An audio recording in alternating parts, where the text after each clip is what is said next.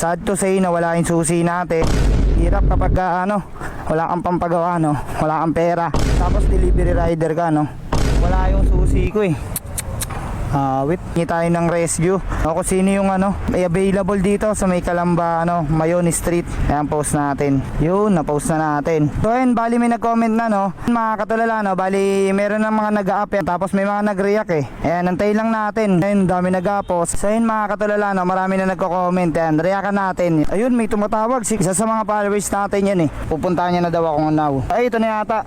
Buti malapit ka lang. Kasi, yung susi ko na misplace ko kanina. Hindi ko kasi talaga makita. 2 oras na kami naghanap ng susi. Wala kang duplicate? Wala eh. Nawala rin yun eh. Halika, paano? Kahit hanggang lang eh. Yan, kahit sa bahay mo pa. Tapos, di ako marunong pumadyak. Di ka marunong? Ikaw? Ako na lang, sige. Kaso wala akong pambayad sa'yo. Wala akong kapera-pera dito eh. Hindi ka bagay. Sayang gasolina mo kuya.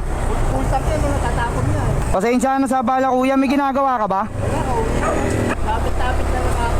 Nagpupusan lang ako eh. Huwa akong helmet, hatid kita pa uwi. Atid mo pa uwi. Tingnan mo to kung pwede tong susi na to. Ito, kung pwede na tong susi na to. Ano ka? Gulong para sa'yo. Uy, ano mo? Design mo yan, design mo yan. Para sa'yo yan, Para may pamalit ka na sa likod mo. Oh. Ibang followers mo lang. O ito sakto, pang scooter. Galing kay Auto Techniques. 2 langis na yan para 2 buwan ka, di ba? Design mo yan.